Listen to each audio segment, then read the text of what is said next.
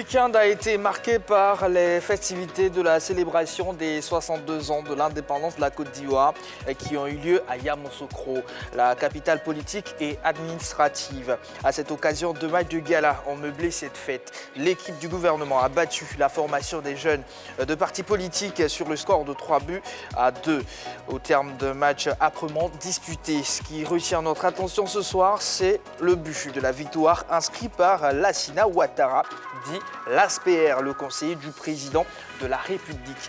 Une réalisation qui a tourné en boucle sur les réseaux sociaux suite à la petite faute de main ou à une erreur d'appréciation de trajectoire de balle du portier adverse. Ça fait le buzz ce soir.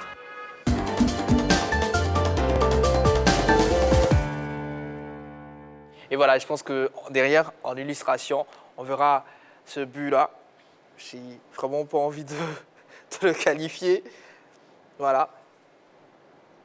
Je pense que le but viendra. Là, on essaie de faire le tour des buts inscrits aujourd'hui.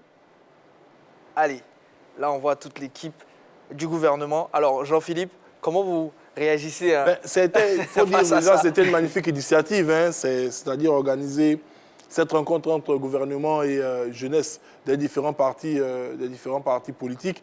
Ça permet tout simplement d'avoir un cadre de contact à travers le sport. Ça permet également d'avoir une détente dans ce week-end de célébration. Et puis, il faut dire que le public qui s'est déplacé du côté du stade olympique de Yamoussoukro n'a pas boudé son plaisir. Parce qu'on a vu quand même des gestes, je ne vais pas dire assez exceptionnels, mais des gestes venant de certaines personnalités dont on se douterait bien que dans leur jeunesse, elles ont eu à pratiquer ce sport. Moi, j'ai beaucoup apprécié le pénalty du ministre Adjoumani.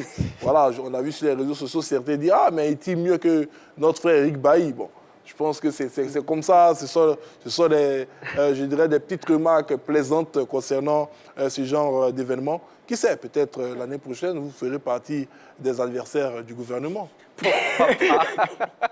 Pourquoi pas? Et Ballot à mes côtés, en tout cas, oui, bien sûr. On donnera tout? Tout à fait, tout à fait.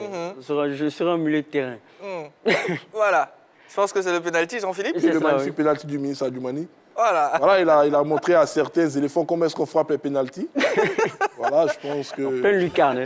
Pleine lucarne, franchement. La joie qui se lit sur le visage du ministre. Voilà, un autre but. Yellow, de loin, comment vous avez apprécié simplement non, ça a été l'événement? Un très bel événement, très belle initiative. C'est vrai que les dames ministres n'ont pas pu marquer, n'ont pas pu mieux s'illustrer que les hommes, la ministre Kandia Camara, Nassendeba, Marietou. Mais ça a été quand même une très belle symbiose entre les membres du gouvernement. Là, on voit sur les images le ministre Mamadou Touré. Et le Mbappé. Alias le Mbappé, voilà, vu qu'il est ministre de la Jeunesse, je pense que... Et voilà, et cette bourde. Non, c'est pas une bourde. C'est pas une bourde. C'est un but qui était... Non, la bourde du gardien, là. Non, même pas. Le geste, c'est un geste technique. Bon, Jean-Philippe, allez, expliquez-nous tout. Regardez l'extérieur caché, regardez à la Ronaldinho de M. Laspierre. Vous avez vu ce magnifique geste. Voilà, donc... C'est un but qui ne se raconte pas. Ça, c'est sûr que même sous montant Lionel Messi va essayer de... le gardien était troublé complètement. De faire le même geste. Donc pour vous, c'est la qualité technique. C'est la qualité technique. D'accord. Allez, on va avancer. Deuxième actu dans cette émission, juste après le jingle.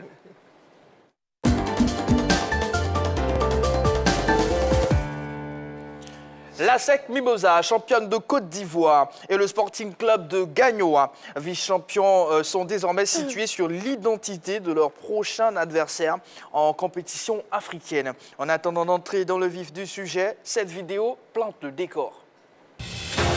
La SEC et le Sporting Club de Gagnoa connaissent leurs adversaires. La Confédération africaine de football CAF a procédé cet après-midi au tirage au sort des tours préliminaires des compétitions interclubs au Caire, en Égypte. En Ligue des Champions, la SEC Mimosa hérite du Coton FC du Bénin. Si les Mimosas franchissent l'obstacle béninois, ils devront batailler ferme contre le vainqueur de l'opposition Oroya AC de la Guinée et les Hawks de la Gambie pour accéder à la phase de poule de la Ligue des Champions. De son côté en Coupe de la Confédération, le Sporting Club de Gagnoa, pour son retour en compétition africaine, tombe sur le LISC RFC du Libéria. Au second tour, en cas de qualification, les jaunes et bleus retrouveront une vieille connaissance, la JS Saoura d'Algérie, avant d'accéder au dernier tour de cadrage qui ouvre la porte de la phase de poule. Et voilà, enfin le tirage effectué. Jean-Philippe, Coton FC, ASEC Mimosa, est-ce qu'on peut dire que l'ASEC a eu une main heureuse dans ce tirage? En fait, je souris parce que ces dernières années, quand même, on va dire que l'ASEC a eu certains adversaires dont ils avaient la capacité de pouvoir les battre et puis poursuivre leur chemin. Mais en regardant depuis l'arrivée de Julien Chevalier, on a senti quand même une certaine progression de la part des jaunes et noirs. Ça, il faut le lui reconnaître quand même. L'année passée, les jaunes et noirs ont eu un parcours plus qu'honorable au niveau de la Coupe CAF. Ils ont réussi à se hisser au niveau de la phase de poule. Malheureusement pour eux, les déplacements au Bénin sont très bien passés, mais à l'extérieur, c'était très mal passé. Cette année, la SEC a perdu énormément de joueurs quand même. Près de 5 ou 6 joueurs parmi les 11 titulaires sont partis. Ils ont été remplacés assez tôt d'ailleurs par le bord des jaunes et noirs. Est-ce que la mayonnaise va prendre assez rapidement? C'est l'autre point d'interrogation. Qu'est-ce que nous savons déjà de l'adversaire de la SEC Mimosa? Je ne dirais pas grand-chose. Généralement, en Côte d'Ivoire, on a ce complexe de supériorité en fonction du pays dont est origine l'équipe. C'est une formation du Bénin. Est-ce que l'ASEC Mimosa a les capacités de pouvoir les battre? Ça, c'est un autre point d'interrogation. On attendra de voir la première confrontation pour être située. Alors, juste après, il y a également le Oroya de la Guinée, Balo, et Aux de la Gambie. C'est sûr, il y aura du pain sur la planche pour les Mimos. Oui, bien sûr. Je pense que le niveau va monter d'un cran avec le Oroya de Guinée, qui est un club, on ne va pas dire un top club africain, mais qui fait partie des clubs qui comptent, des clubs moyens. Donc, je pense que ça sera une belle confrontation. Si elle a lieu, cette confrontation entre le Oroya et l'ASEC Mimosa, vous dire que le président du Oroya de Guinée est un président très, très ambitieux, qui investit beaucoup dans le football. Donc, on va voir ce que ça va donner. Mais je pense que c'est vrai que l'ASEC a été finalement privé de certains joueurs qui sont partis en Europe, notamment Konaté Karim. Mais je pense qu'on a les possibilités, les ressources en termes de joueurs et pour pouvoir battre cette équipe de l'Oroya si on arrive à les croiser. En tout cas, vous faites bien de préciser, Balo, parce que c'est soit Oroya, soit Aux de la Gambie. Alors, le Sporting Club tombe sur un adversaire libérien. Est-ce que vous connaissez ce club-là? Oui, inconnu, mais pour ce qu'on a pu voir, pour les informations qu'on a pu avoir, déjà, c'est le Liberia Ship Corporate Registry Football Club, qui a été fondé en 1995. Et bon, il faut dire que le palmarès n'est pas très, très gros. 4 coupes, 3 super coupes et 3 titres seulement de champion du Libéria. Donc voilà, le palmarès n'est pas très, très impressionnant. Mais on le sait, les Libériens ont une grande culture de footballeurs qui ont du talent. On a eu à connaître George Weah, mais techniquement, pour ce qu'on voit de l'équipe nationale du Libéria, il y a de la bonne graine, il y a de la bonne qualité. Ben, c'est vrai que ce club-là, clairement, semble, je dis bien semble, par rapport au palmarès inférieur au Sporting Club de Gagnoa. Alors, Yellow, la question que je vous envoie là tout de suite, les clubs ivoiriens entreront donc dans cette compétition-là avant le début de la Ligue 1. Est-ce que ce fait-là peut les desservir? Oui et non, parce que déjà certains clubs, notamment la SEC, devraient reprendre ses entraînements, ou déjà a commencé ses entraînements, mais comparer les entraînements à des matchs, c'est différent, la réalité est différente, et surtout dans ce genre de compétition dont on ne sait pas grand-chose sur l'adversaire, je pense qu'il faudrait mieux se préparer, et ça sera pas mieux pour ces différentes équipes-là, à savoir la SEC ou Gagnoa, de pouvoir entrer dans ce genre de compétition continentale là face à des équipes dont on ne connaît pas véritablement le pédigré. J'espère que les différents remplacements suite au départ du côté de la SEC et du Sporting Club de Gagnoa, qui pour moi ne m'a pas tant que ça impressionné du côté du championnat, feront l'affaire, et pourquoi pas passer en phase de poule et arriver un peu plus loin dans les différentes compétitions. Jean-Philippe, toujours sur ça? Je dirais simplement qu'au niveau du calendrier, est-ce que ces rencontres-là arrivent à un moment où les clubs ivoiriens ne seraient pas prêts? il faut regarder également chez nos adversaires. Hein. Est-ce que déjà, ils seront dans des conditions idoines pour nous affronter? Parce qu'on joue contre beaucoup d'impératifs. Il y a les impératifs qui sont propres au club, il y a les impératifs qui sont propres également à l'adversaire. Quand on regarde le niveau de ces adversaires, au vu de ce que nous savons, et au vu un tout petit peu du prestige des clubs, normalement, les deux représentés ivoiriens devraient passer aisément le premier tour. Si du côté de la SEC Mimosa, on a eu assez de communication sur les départs et les arrivées, du côté du Sporting Club de Gagnoa, on n'a pas une assez grande lisibilité au niveau de, je dirais, de la fluctuation de l'effectif. Donc, on suppose déjà que du côté des Gagnois, ils ont tout fait pour se retrouver là, c'est terminé vice-champion et espérer aller en compétition africaine. Ils voudront, au vu de cet adversaire-là, pousser un tout petit peu pour se retrouver au second tour parce que je dirais que cette année, quand même, le chemin de nos représentants sont assez cléments. Ça, il faut le dire clairement. Voilà, on a connu des années où, lorsqu'ils sortaient de ces premiers matchs, ils tombaient sur des gros du continent africain et ça nous empêchait de partir un tout petit peu se chercher au niveau des phases de poule. Cette année, on a un chemin qui est un tout petit peu dégagé.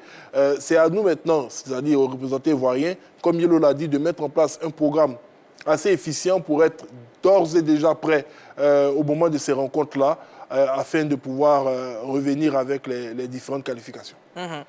Yelo, Balo, est-ce qu'on a une réelle chance au vu de tout ce qu'on a pu voir hein, déjà la saison passée et là par rapport au tirage? Oui, on a une réelle chance. Si on tient compte de ce qui n'a pas marché la saison passée, je pense que par exemple la SEC n'a pas su à peiner en termes de gestion des matchs hein, pour la plupart à l'extérieur.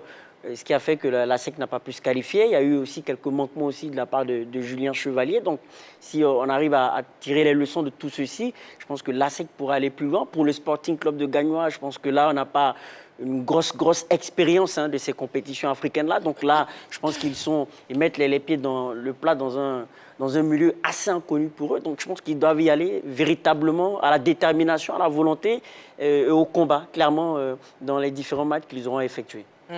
Alors, cette année, Jean-Philippe, j'ai envie de dire qu'on jouera, mais vraiment à domicile. Oui, évidemment. Ça sera un plus. Oui, ce serait un magnifique plus. Normalement, dans la fenêtre de septembre, le stade de Boaké devait être livré. Mais la Confédération africaine de football, au vu de la nouvelle date de la Coupe d'Afrique des Nations et pour accommoder les nations africaines qui vont nous représenter à la Coupe du Monde, a décidé de repousser les prochaines journées au mois de mars. Donc, normalement, ce stade-là verra son premier match officiel au mois de mars. On a le stade de Yamoussoukro qui est prêt, qui est homologué CAF. Et normalement, nos deux représentants devraient s'y trouver pour pouvoir jouer. C'est une excellente nouvelle.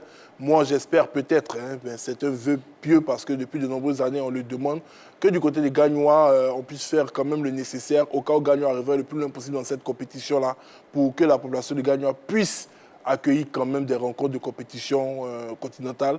Gagnois a une magnifique pelouse synthétique homologuée qui peut recevoir des rencontres CAF, sauf que derrière, il n'y a rien. Au niveau des bâtiments devant abriter les vestiaires et autres, ça, si vraiment les Vous parlez du stade de Biakaboda. Le stade Biakaboda se penche là-dessus pour permettre à Gagnoa d'avoir les commodités idoines. Ce serait déjà une très bonne chose. Et puis, bon, ça permettrait de ne pas trop utiliser le stade de Yamoussoukro. Voilà. Balo. Oui, absolument. Je pense qu'on est assez près, comme l'a dit Jean-Philippe. Hein, les stades ont été homologués. Donc, à ce niveau-là, il n'y a pas de souci. Mais je pense que si, par exemple, le Sporting Club de Gagnoa arrive à passer le cap, ça fera plaisir. Ça prouvera qu'au-delà de la SEC, il y a aussi de grands clubs en Côte d'Ivoire. Allez, madame, messieurs, merci beaucoup. Yelo, pour aujourd'hui, c'est terminé. Merci pour le foulard, j'ai aimé. Et le boubou. Et le boubou. Enfin, vous avez apprécié le boubou. Bien sûr. D'accord. Jean-Philippe, merci beaucoup. À bientôt. Féru de sport, la grande type pour aujourd'hui s'arrête ici. Merci de nous avoir suivis. Je rappelle que le programme, c'est du lundi au vendredi de 20h30 à 22h. Merci de toujours rester sur la chaîne qui offre toujours 3 fois plus.